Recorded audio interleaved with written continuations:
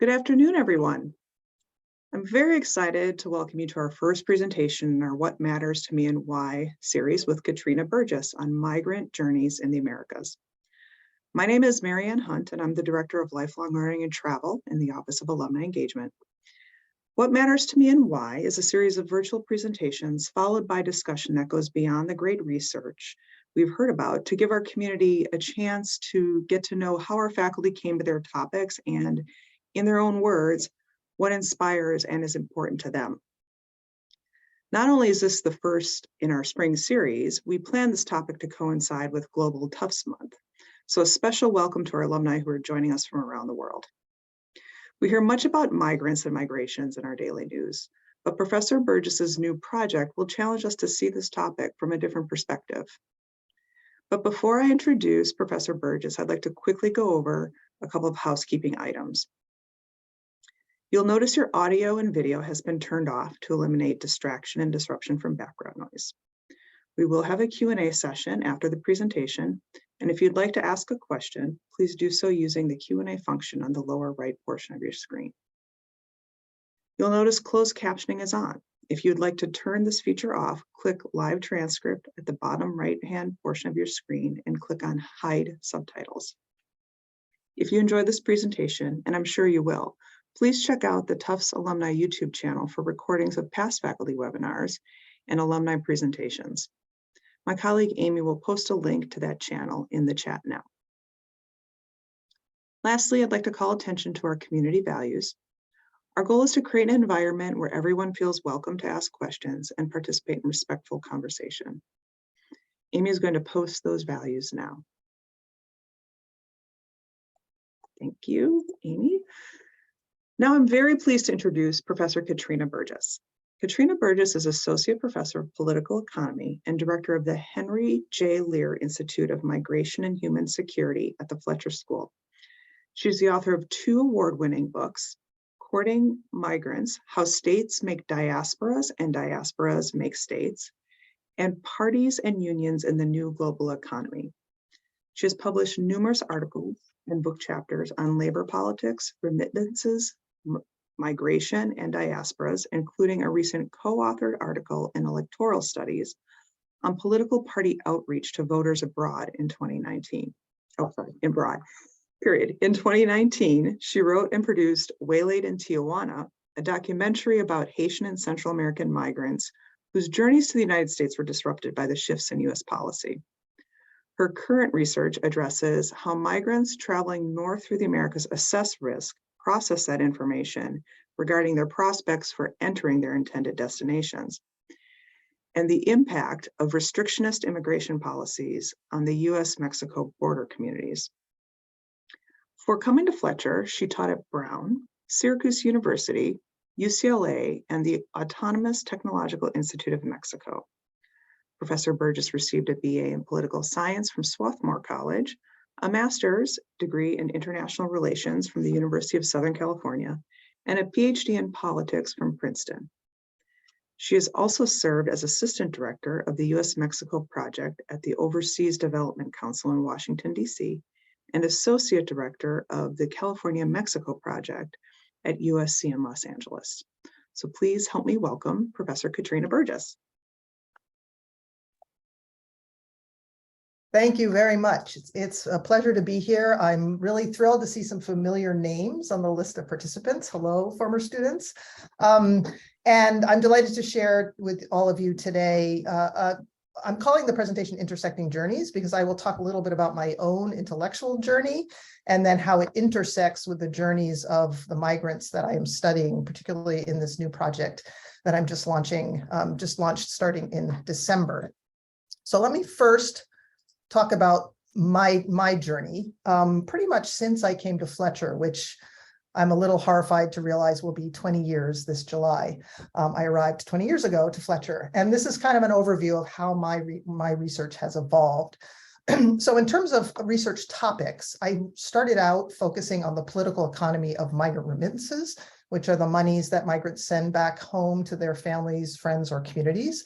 And I was particularly interested in how remittances might shape the patterns of local governance, particularly in the case of Mexico, which was undergoing a process of democratization.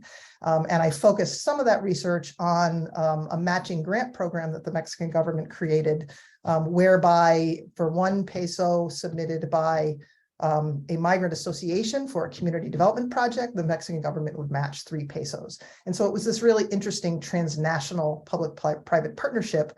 And I was curious to know what the implications were for how politics worked at the local level. That project then led to thinking more broadly about this question of relationships between migrants and their homelands, particularly the government and political parties in those homelands. So over several years, I developed a sort of a research agenda on this question, which culminated in the book that Marianne kindly mentioned, Courting Migrants, which looks at the relationship between homeland governments and parties and their diasporas, and how the nature of outreach by the homeland government or political parties shapes the nature of engagement by their diasporas.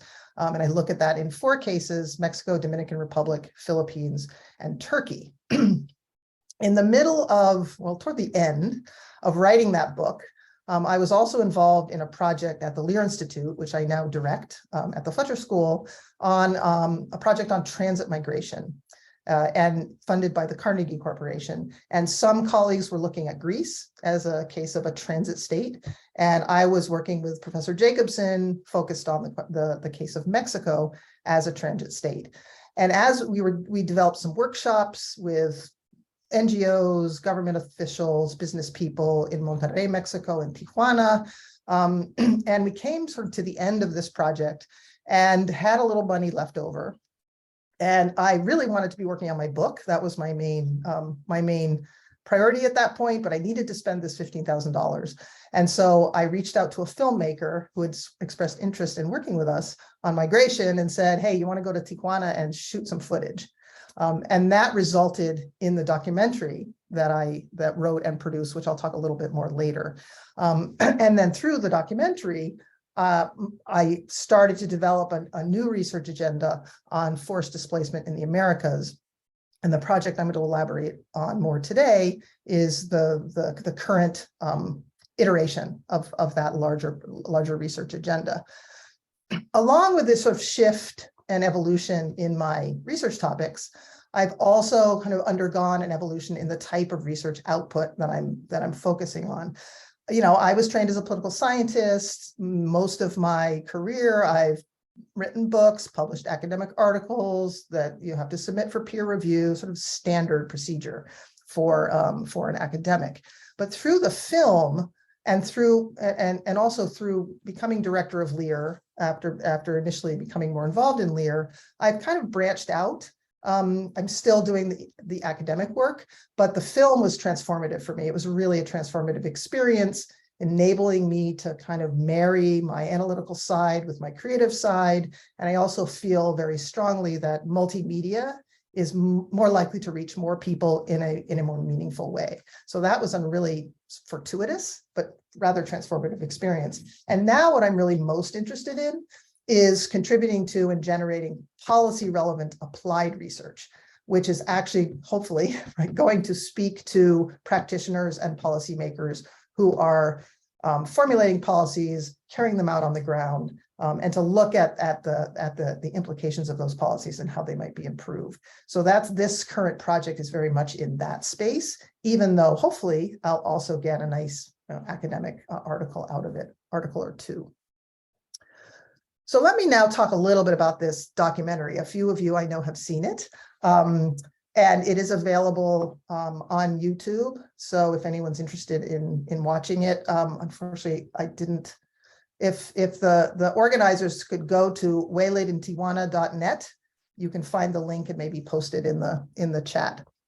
So the film is called Waylaid in Tijuana. As Marianne mentioned, it's about Haitians and Central Americans who arrived at the border in 2018, 2019, and found themselves stuck there as a result of several shifts in US immigration and border policy.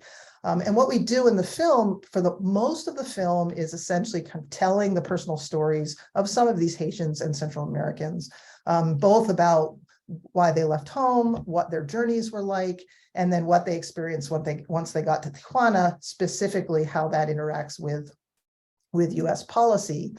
We also talk about some of the legacies of US engagement in the region, intervention in the region, both in Haiti and in Central America, and how that's contributed to what are often known as the root causes of migration out of those places. For the purposes of today's presentation, I wanted to focus on a few key insights that came out of that experience of doing these interviews, sometimes very difficult interviews. I mean, these are really traumatic, painful stories that a number of these migrants are telling.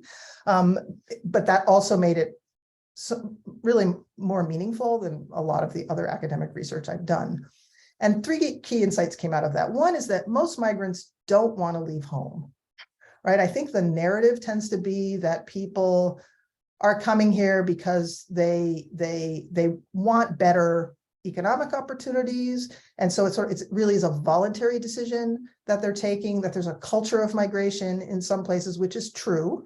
But things have really changed in the region, and there's increasing amounts of forced displacement, both economic forced displacement, that people struggling to feed their families, but also forced displacement as a result of various kinds of violence. And so the migrants we interviewed for this film, you'll see it if you watch the film, and I'm going to show a little clip, they didn't want to leave. They felt forced to leave, compelled to leave for the safety and well-being of themselves and their families.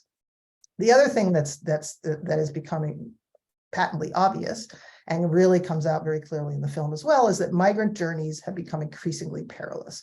People are taking insane risks and subjecting themselves to a lot of violence and abuse and suffering to make these journeys. And it's striking, right? That people are going to such lengths to get somewhere else.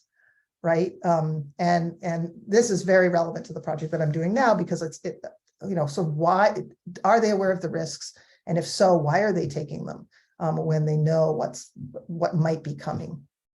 And then third, which is related to my last point, is that despite these mounting obstacles and also the interminable waiting that often happens when migrants get stuck somewhere. So the film's about getting stuck right just south of the US-Mexico border, but we now have migrants who are stuck in Tapachula, which is on the Mexico's border with Guatemala, either because they lack documents or they're in detention or they need to gather money in order to move on. So you have various points along the journeys in the Americas where migrants get stuck, and there's a lot of uncertainty, especially with constantly shifting policies, not just in the United States, but also in these other countries.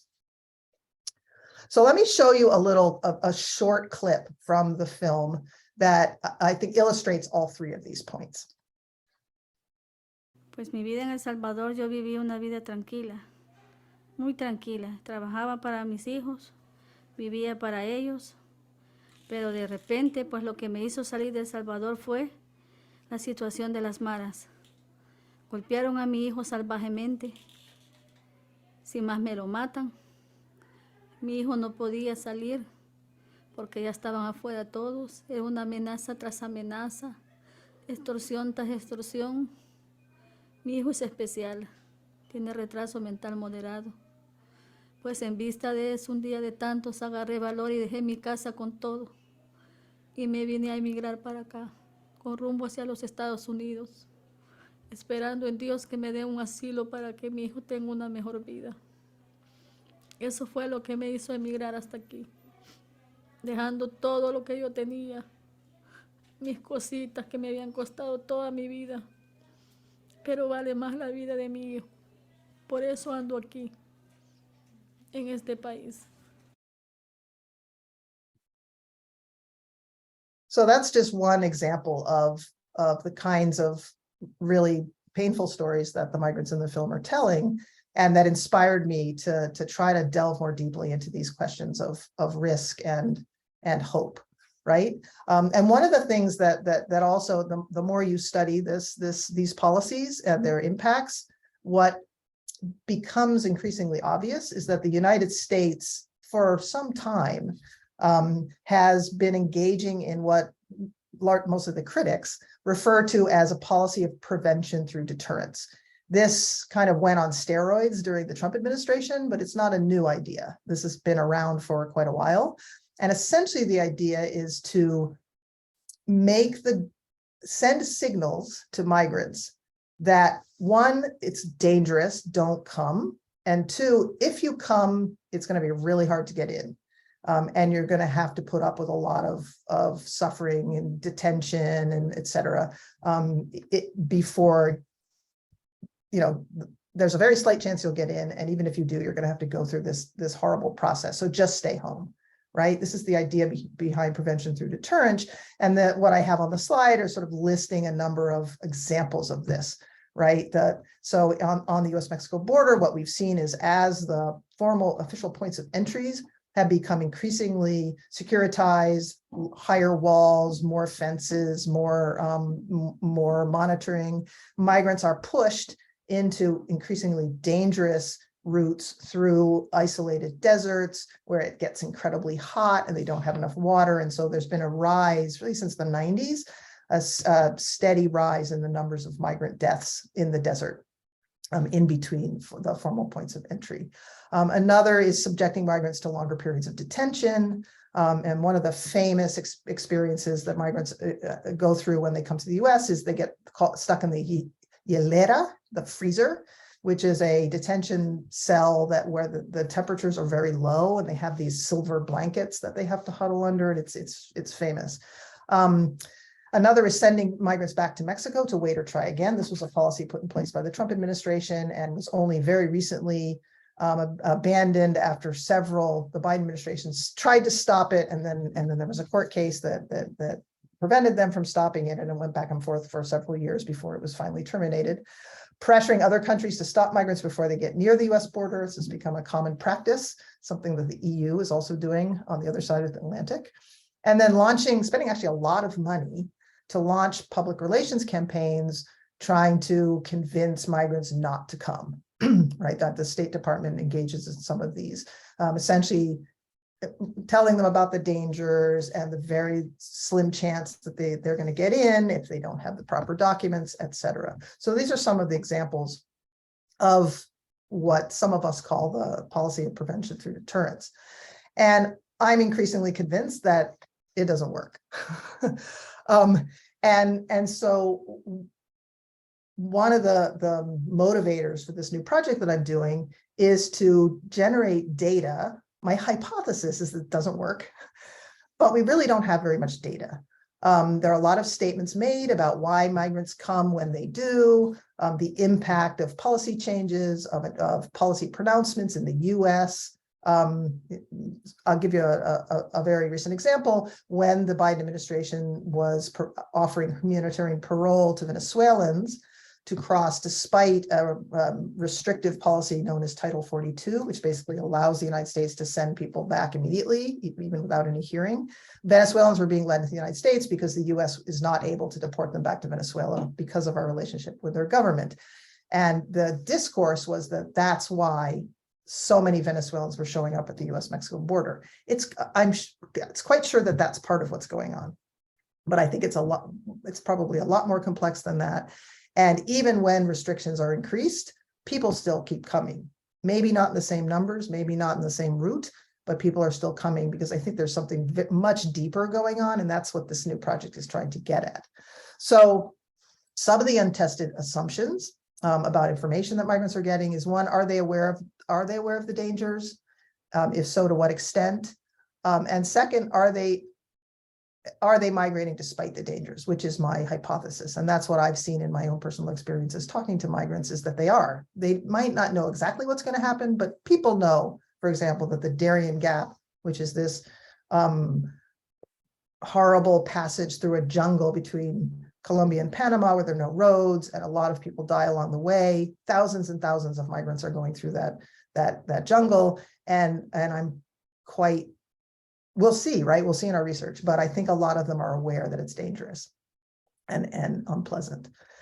And then how to explain this, right? If this is in fact going on, why are migrants taking these really insane risks in order to get somewhere else? And I'm drawing some insights from something called prospect theory, which basically argues that people are less concerned about maximizing benefits than they are about minimizing losses. And when I thought of this, I thought this could be really applicable to what's going on with migrants, right? So what we're going to test, to sort of try to get at through the interviews and other activities we're going to do this summer, is whether there's a sense of certain loss if I stay, right? I know my life's in danger, so it might be very imminent loss, or just there's no hope. My life isn't going anywhere. I'm going to struggle to feed my family. I need to get out of here. So a sort of lack of hope at home versus uncertain loss if they leave, right? So yes, there are dangers. Yes, it's hard to get in, but maybe I'll be the lucky one and God will take care of me. And we heard this over and over again in our interviews for the film. I was just in Tapachula in February. You hear the same thing. I mean, this is a recurring theme amongst migrants. And so what we want to get at is how do different sources of information affect this determination of, is it worth leaving and why? I think we just need better data on this. There's some surveys that are starting to be done, but they're very superficial, sort of types of information migrants get, kind of how they make these decisions. And so what we're going to planning to do is to do a deeper dive into these questions through 6 weeks of in-depth field work in 3 countries. So I'll talk a little bit more about this project now. So the 2 research questions that are guiding the project, one is, what information are migrants getting and from where about the journey and their prospects for getting into the United States?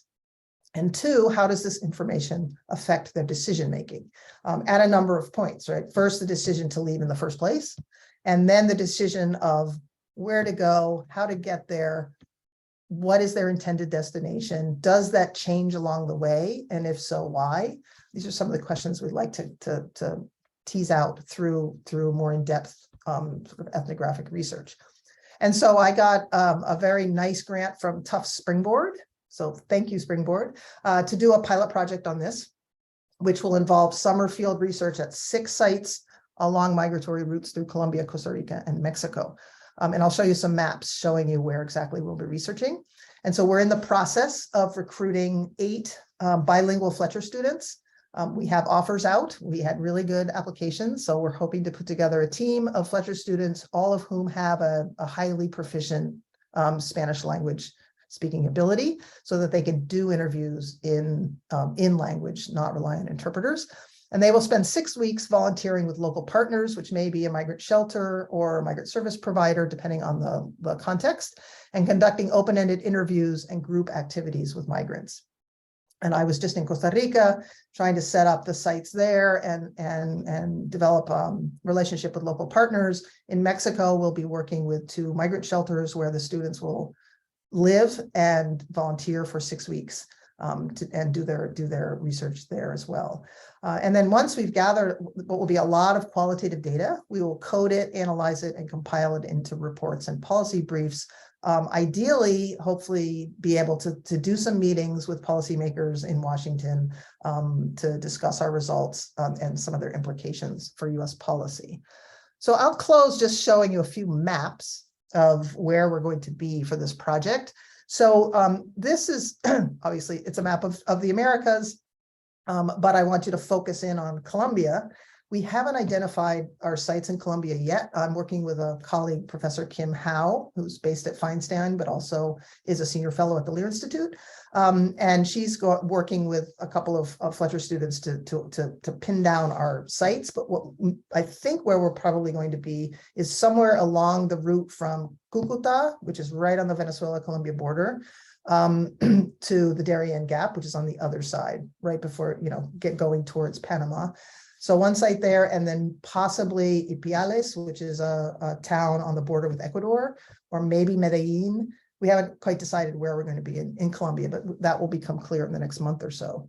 In Costa Rica, we're going to send, most likely, working with an organization called HIAS, which is a refugee organization that works globally, to have students go to Paso Canoas, which is right here on the border with Panama. And then, so they spend 3 weeks there, and then another 3 weeks in the northern border in a place called Los Chiles, which is where migrants are actually taking buses with the encouragement of the Costa Rican government from Paso Canoas directly to Los Chiles and then moving on through Nicaragua. So the government is very interested in just having them transit through Costa Rica and not stay, which creates some interesting tensions with the United States, which I'm happy to talk about more later. And then finally, Mexico, our two sites are Tapachula, which is on the southern border with Guatemala, as I mentioned, and there's a shelter there called Hospitalidad y Solidaridad.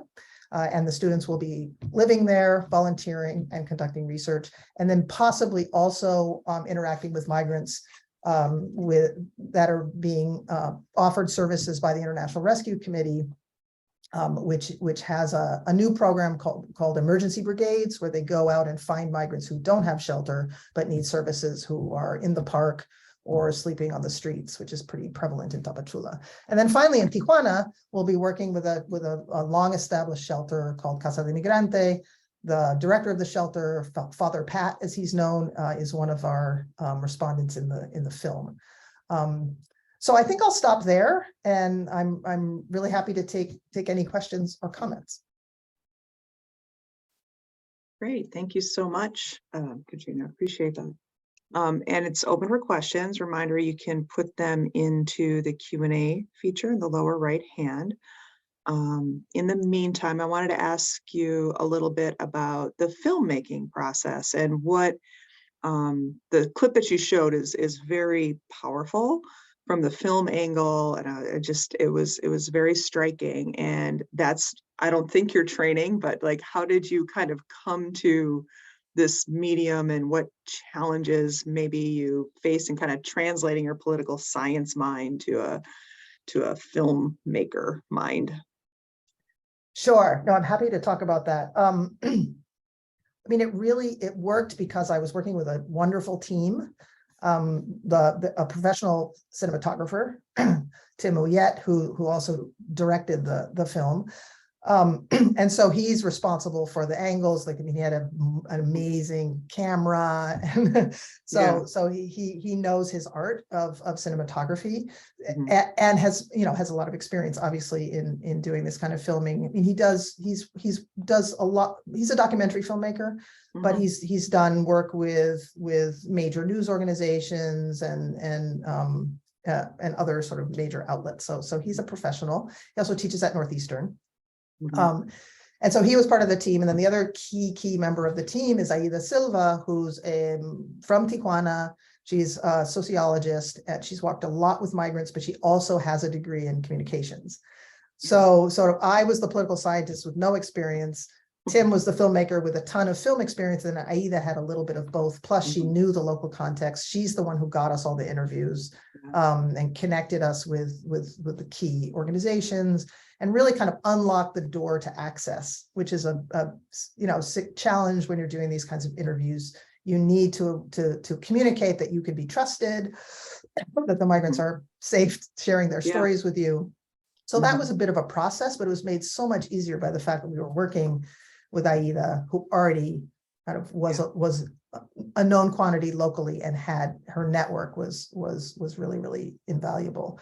And then sort of the process, I mean, I've done field interviews, right? So that wasn't so different, although it's different when it's on camera and the lights and all of that.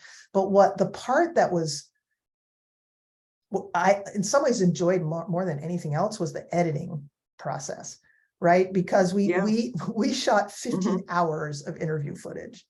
Right. And not nearly enough hours of B-roll, which is the imagery that goes along with the interviews. Because, I was there for like 4 days doing the interviews very intensively. And I had to come back to Fletcher and teach. And then Aida did the rest of the interviews. So that summer, Tim at the time spoke very little Spanish. Now his Spanish is a lot better.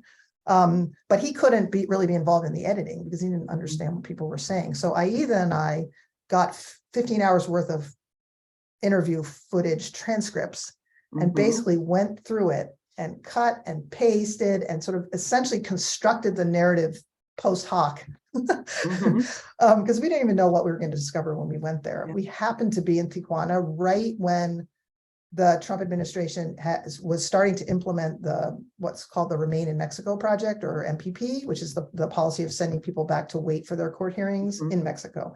But we were like on the ground in real time, and Tijuana was the first place where this was implemented. So we ended up interviewing people who were experiencing this, but I didn't even know about it before I arrived in Tijuana. So it was all very ad hoc, if you will, but it was really, really cool process of transforming a lot of different storylines and data and interviews into hopefully what emerges as a coherent, if complex, multifaceted storyline. For me, that was unbelievably satisfying. Very, very sort of it's hard, painstaking, right? It's hard work. I know anyone who's done any editing, writing, or otherwise it's because you're removing things that mean something to you too, right? Like, and I'm glad you mentioned the idea of building the trust and getting the migrants to open up, because it's I would imagine just an incredibly vulnerable feeling for them. So to get them to just open up is probably a big challenge. Kind of does, I like the idea of the narrative in a film too, because I think it moves people in a way that just a research paper may not, and statistics may not, which actually leads into one of the first questions, which is, which legislators are you hoping to meet with in the US to influence immigration policy? Because again, it's the narrative, translating that narrative, where are you going to go with it, hopefully? Yeah, that's a good question. I think it would absolutely be worth meeting with legislators. I would be inclined, I would meet with anyone, right? But I think the sort of the key constituency, from my point of view, would be sort of moderates, I guess you would characterize them. Unfortunately, I think there are increasingly few of those in the Republican Party. So probably the target would be Democratic legislators who are concerned with the numbers of migrants crossing. So I think particularly along the border, where they're sort of a mixed mind, I think, often of wanting to be welcoming to migrants, but feeling stressed because of the pressures that they're feeling and their constituents are feeling on the border. So I think maybe that would be sort of a target constituency among legislators. On the other hand, I think legislators might not be the right place to look, right? Because the chances that Congress is going to pass immigration reform are so slim. There have been some proposals, actually, as usual, to mix the sticks and the carrots, which has never really worked. And yet we keep doing it, and I think mostly for political reasons, right? So there are some pieces of legislation that are being presented and potentially debated that are smaller and more focused, for example, on the asylum system. And for that purpose, I think it would absolutely be key to talk to legislators about these issues. But I think the executive branch at this point, I think, is where more the action is and more of the room for maneuver in terms of policy making. It's also, this issue is so politicized in the United States. It makes it incredibly complicated. So even if you can convince a policymaker or legislator that we need to change our policies, then when they go ahead, like this has happened to Biden several times, right? He carries out a more humane policy, and then there's a huge backlash. What I think needs to change, among many things, is the United States has what I perceive as an entirely reactive approach to this issue, right? That's like, oh, shoot, people are showing up, we need to do something. Rather than having taking a proactive approach. And that's a little bit divorced from what we're focusing on in this research project, but I think it's all related, right? Because one of the things that becomes incredibly clear when you talk to migrants and service providers in these locations, in Tapachula, in Costa Rica, Tijuana, is that the constant back and forth and changes and withdrawals and reversals creates so much confusion and uncertainty. And the ones who are best positioned to take advantage of that are actually smugglers, right? And other folks who are profiting off of off of Yeah. this situation where people need help getting anywhere because it's so dangerous and challenging. Well, So I think that would sort of is a way in which it is related. Sort of this total reactivity Mhm. makes everything worse, Yeah. and actually results in consequences that the policies are ostensibly supposed to be combating, right? Yeah. It's interesting because I think of the deterrence, the prevention by deterrence way, and like just getting the evidence to support that, just getting it across to the politicians, that just does not work, right? Like it's partly just getting them right to the table, say like, we gotta come at this from a different angle, because this is clearly not working. It just reminds me of telling your kids, don't eat too much sugar. And so what are they going to do? They're going to like hoard sugar. Right? It's really interesting. And then I also do remember that early in, I think when Pete Buttigieg was running, he was talking about like going to the countries and trying to make the situations better so they don't feel the need to leave, which is kind of where you started your talk, with regards to like they feel as though they have no choice. Here's a really good one. Have you looked at the evolution of remittances? I believe a lot of migrant workers were victimized by unprincipled money movers in the past as they sought to transfer money home. And I'm wondering whether a new wave of apps and technology, more broadly speaking, has reduced these frictions and inefficiencies. I'm not sure I completely understand the part about the money movers and the remittances, but let me give an answer anyways.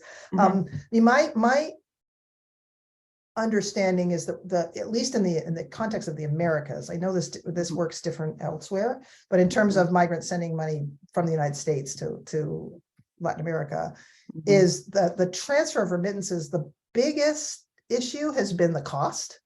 Right, the fees that money transfer operations charge, those have come down in general because there's more competition. It used to be basically Western Union, and they charge very high fees. They're very trusted, so people still use them because they trust them, but they're expensive. I think organizations like the World Bank, the American Development Bank, have been working with these providers to try to get transfer fees down to make the cost of sending remittances lower for migrants. So that's the main kind of obstacle that I've seen in terms of sending the act of sending remittances. And technology has definitely helped, right? That also introduces more competition, makes the transfer more efficient, less expensive. They don't have to do a wire transfer. They can do Venmo on their phone or something like that. So that's definitely brought the cost down and made it more accessible. I think with certain technologies to people who are not banked at home, which is also can be an issue, right? The families receiving the remittances sometimes often don't have a bank account and need another way to access the remittances. So I think all those things are improving. I think the larger question, which maybe the questioner was getting at, is the multiplication of financial pressures on these migrants, right? As I mentioned, the journeys are getting more and more dangerous, which means they're getting more and more expensive. And so people often have to take out a loan, mortgage their farm, engage in all sorts of problematic financial transactions in order to fund whoever the person is who needs to hire a smuggler to get to their, hopefully to get to their destination. And then once they get, say, to the United States, they have a huge debt that they have to pay off. And that can take years. And then that means that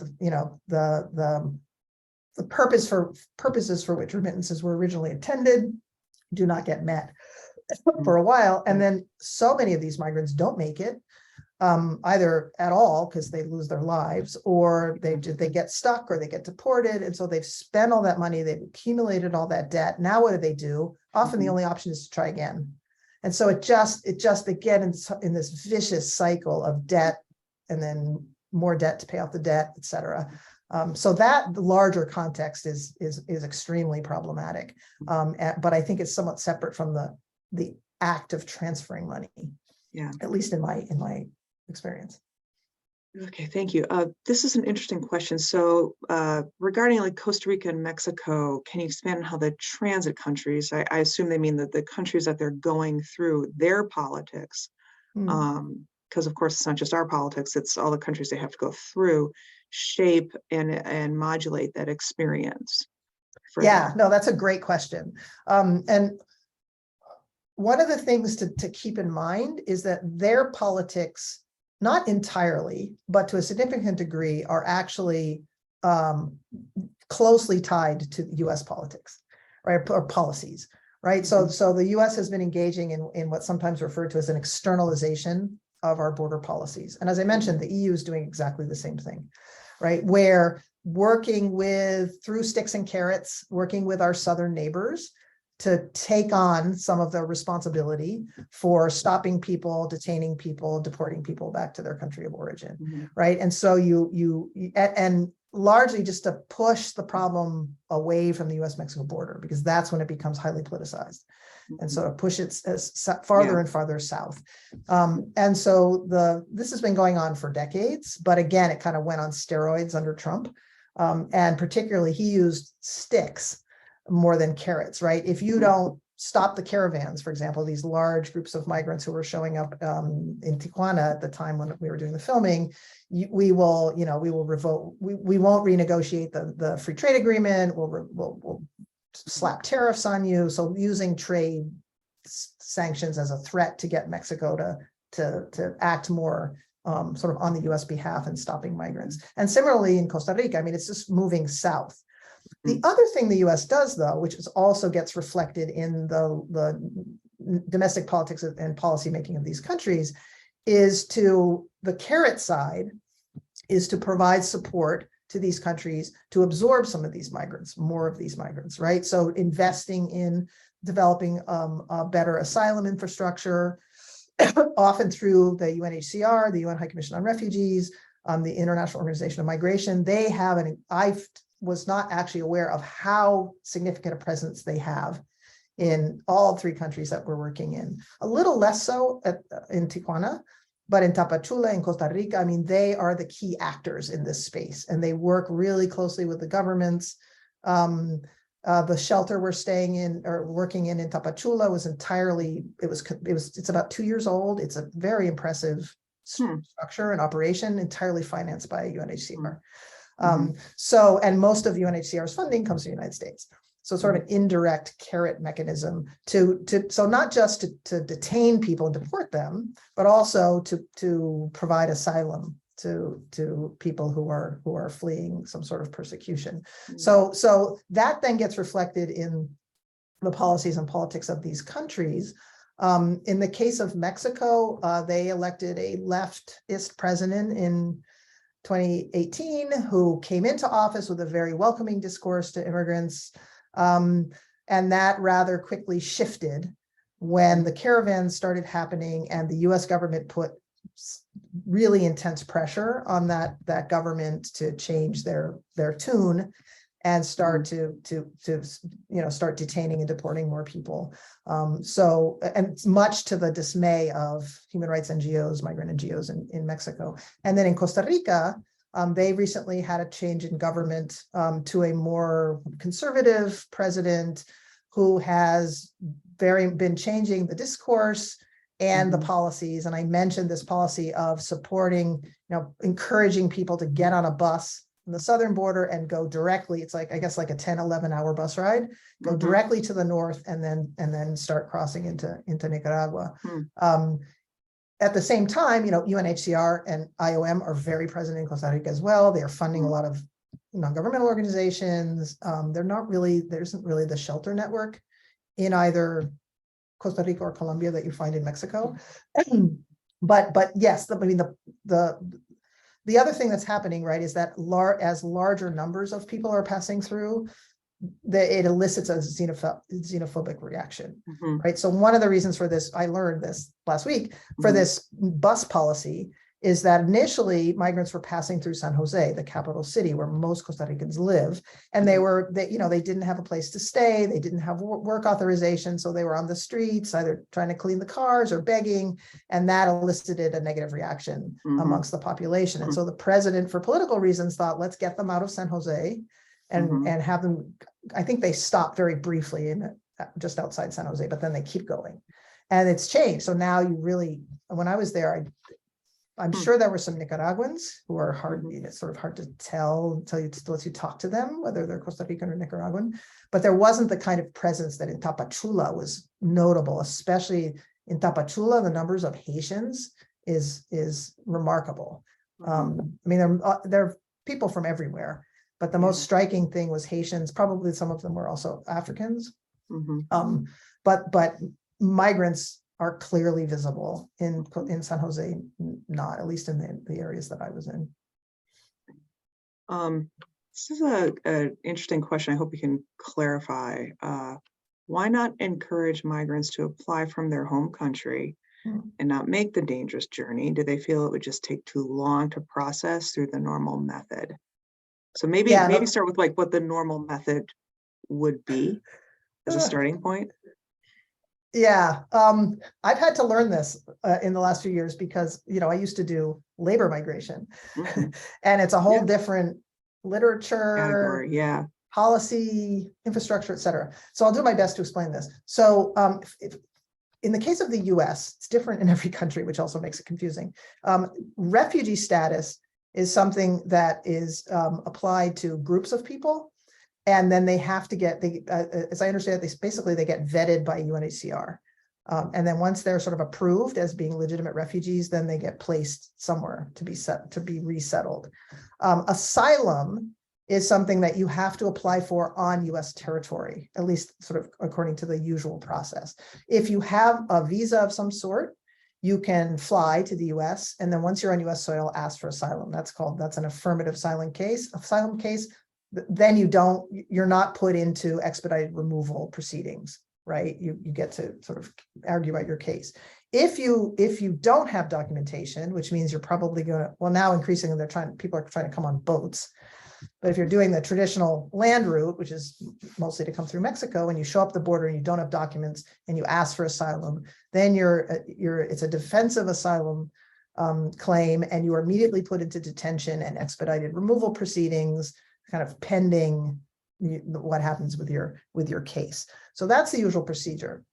The governments have tried to come up with, they've experimented with exactly what you're suggesting. In fact, the Biden administration just recently instituted a different kind of humanitarian parole mechanism, which basically to encourage people to do exactly what whoever asked the question was suggesting, to apply from home. But there are a lot of obstacles. I mean, they need a sponsor, and it can be, if you don't have family who are financially pretty secure in the United States, it's very difficult to get a sponsor. And without a sponsor, you're not eligible for this process. I'm trying to remember the numbers. Over 10,000 people have taken advantage of this and gone through the process and been resettled in the United States. There was also a program for minors in Central America to try to, if they wanted to come to the United States, to give them an opportunity to apply from home and thereby avoid these terrible journeys. But what tends to happen with these programs is they're undersubscribed because there are a lot of barriers to be able to take advantage of these kinds of programs. And my understanding is that's been true for both of the ones that I just mentioned. They're significantly undersubscribed. So that suggests, well, if we're genuine about wanting people to take these paths, we need to figure out how to make it easier for them or more possible for them to do it. Yeah, like there could be some improvement in making that process more accessible so that it could cut down on some of the journeys. But it sounds like it's still somewhat of a drop in the bucket compared to how many people are actually attempting it. So yes. This is a really interesting. I appreciate this question for its completely global scope. To what degree do you think the things you learned from the migrants from Central America translate to the experiences of migrants from Central Africa, who have also often traveled from Brazil and Ecuador to arrive? Oh yeah, that's a really good question. Well, for one thing, the Central Americans are already closer to the United States, right? So for them, usually the most challenging part of the journey is getting through Mexico, which is challenging, right? Mexico is very dangerous. It has a serious problem with drug trafficking organizations. And they've diversified into kidnapping migrants as part of their money-raising strategy. So that happens a lot. I mean, you just hear stories after story of people being kidnapped and basically extorted, either that themselves or their family members. So Mexico is really dangerous, but those who are coming from South America first have to somehow get to Central America, right? And often that means going through this jungle that I talked about called the Darien Gap, which is, I mean, it's just mind-boggling what that experience is like, you know, seeing cadavers along the way and having to leave people behind. And I mean, I'm not, it's really horrible, the kinds of experiences many people have going through the Darien. And so anyone who's coming from South America has to get by there somehow. There are some can take a boat. There are ways to get there by sea, but that carries its own risks and expenses as well. So most people do tend to go through the Darien on their way north. And then so maybe the more relevant comparison beyond that is between Africans, for example, and Ecuadorians or Colombians, people from the region who are moving north versus people who came from across the Atlantic, maybe entered through a country in South America, or in many cases, what happens is they stay for a while, right? So Haitians and some Africans first went to Brazil, worked there for a number of years, and then for various reasons decided that they wanted to continue north. One of the things that there's more and more work on is the degrees of xenophobia, right? As I mentioned, they're getting worse. They've always been there. But I think this sort of the presence of more migrants from different places is triggering a lot of xenophobia. Some of it is intra-regional. I mean, Mexicans are, you know, notorious for not treating Central Americans very well. Costa Ricans are notorious for not treating Nicaraguans very well, et cetera, et cetera. Venezuelans have been met with a lot of xenophobia in other South American countries. So it's not unique to Africans, but there is a racial element undeniably that comes into play. In some cases,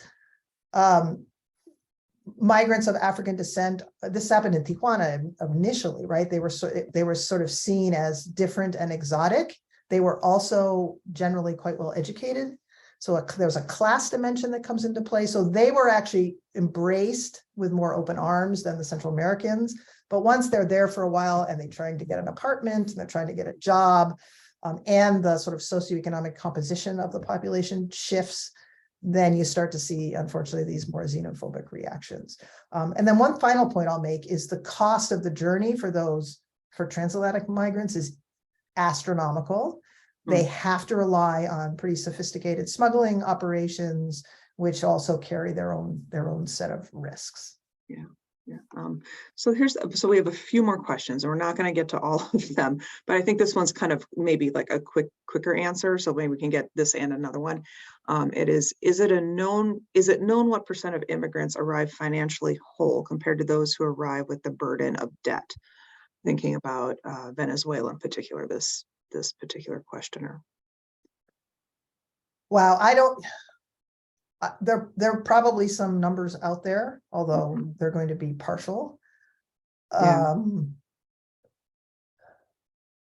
Again, it's very class determined, I think. I mean, a professional or someone who owned a business who could sell their business, or, you know, those folks are less likely to have a lot of debt when they come, whereas people who are leaving because they don't have anything, the only way they can come is by taking out a lot of debt. And so if I had to guess, it's going to vary by population, right? The Venezuelans who are in the United States tend to be, again, sort of in a higher income group, although, you know, they might have had no income in Venezuela because the economy completely collapsed. But they may have had assets, but they also have sort of a level of financial literacy and capacity that maybe the lower income people might not have. So I think the Venezuelans who've gotten to the United States until maybe recently are probably better off than Venezuelans who are in Colombia, for example, who tend to be the ones who can't afford or don't have the connections to get to the United States. Although now increasingly those folks are trying, right? Hmm. That's part of the sort of the tragedy of it. Yeah. And inevitably getting themselves even further into debt. So I would say the share is probably pretty significant, but I can't cite any sort of number. And this one might be quicker too, so we'll have to see if we get to the end of this one. In your movie, one of the interviewees moved from El Salvador to the United States due to MS-13 violence. Based on your field research, do you see more migration to the United States due to economic factors or instability? Yeah, another good question. So I'll try to have a short answer. I think in a lot of cases, it's both, right? Mm-hmm. And they interact, right? Yeah. Because when there's a lot of violence and instability and gang presence, which often means extortion, Mm-hmm. that affects people's livelihoods. Like we have one Guatemalan in the film who had a small business. This doesn't, you don't get his whole story, but his backstory is he had a small business, and the extortion just got worse and worse and worse. And you know, you don't pay, they'll kill you. Mm-hmm. So at some point he said, I just had to leave. I just couldn't do it anymore. And so it was both, it was violence and economic, right? And so I think one of the sort of discourse that needs to be challenged and sort of deconstructed is they're not, it's not binary, right? Yeah. It's much more complex and multifaceted than that people have complex and multifaceted reasons for leaving that are often also interacting between themselves. Yeah. Yeah, I can see how that would kind of play like it's they're intertwined. That's a good point. And I think with that, we probably do have to let you go and let other people go. And I want to thank you so much for your time in this important topic, which for those of you who don't know, like the other part of my job is running our educational travel program. So I'm always thinking about these, you know, looking back at ourselves from other angles. And I think this is an incredible topic and a great reminder to always be doing that, to kind of step outside and look back at ourselves from a distance. So thank you for everyone who joined, and I'd like to let all the attendees know that we do have 2 more What Matters presentations coming up. We have Matthias Scheutz on April 19th at noon talking about ethics and AI, very hot topic these days. And we also have a favorite of many of the students here, Sam Summers, on Wednesday, May 4th, speaking about psychology and the law. So he's always very good. So I encourage people to attend. Amy can post the links. You can also find them on the Explore Education and Travel. And did you have something to say, Katrina? Yeah, I just wanted to very briefly just make a pitch. If anyone isn't already signed up for our newsletter, we have a couple of newsletters at the Lear Institute. If you're interested in the research, that's a place to keep abreast of it. So just go to the Lear Institute. If you Google Lear Institute, you'll find our webpage and you can sign up. So what, Katrina, if you want to send us those links afterwards, we can send it with the follow-up when we let people know that this recording is available so that they can actually have it there too. Happy to provide any more information about your work in that message. So thank you for that. And with that, I would just say thanks again. And I hope everyone has a wonderful day. And we hope to see you at another event soon. Thanks. Bye. Thank you. Bye.